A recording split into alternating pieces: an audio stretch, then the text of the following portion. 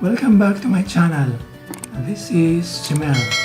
So today I will be sharing with you the notes in playing the song Lead Me Lord. This song is actually popularized by Valdez and Mr. Valenciano. So the key of this song is G major. So we will be playing the song according to that key. If it is in the key of G major, it simply tells us that there is only one sharp, and that note is F sharp. The F sharp would look like this.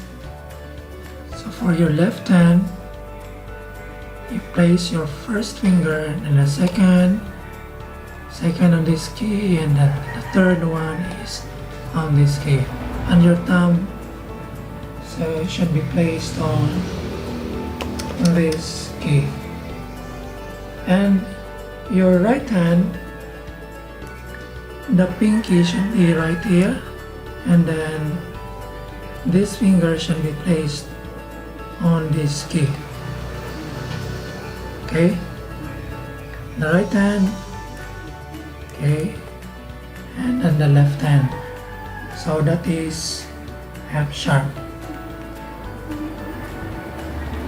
Now today's session, I will only introduce to you the first part of the song. I will not introduce to you the second and the third part. What I mean by part is that it refers to the stanza. So I will be introducing to you only the first stanza of the song, because the reason behind this, the notes of the first stanza, the second and the third stanza are just the same. And now let's proceed to the first part of the song. Here is the first part.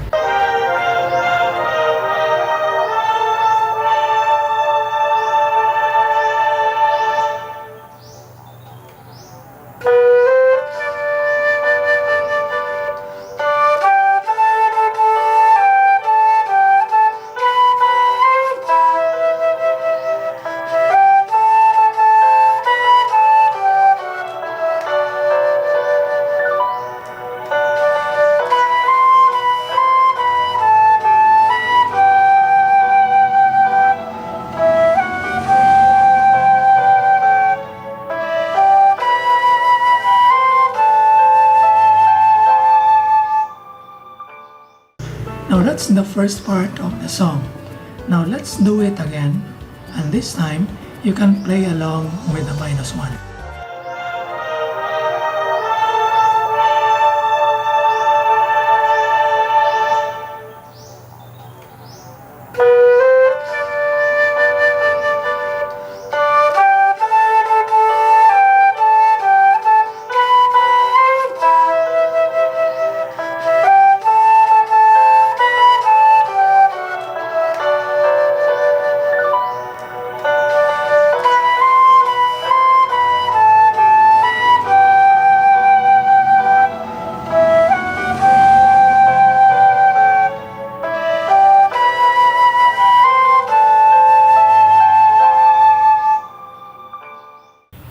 Okay, that's it everyone.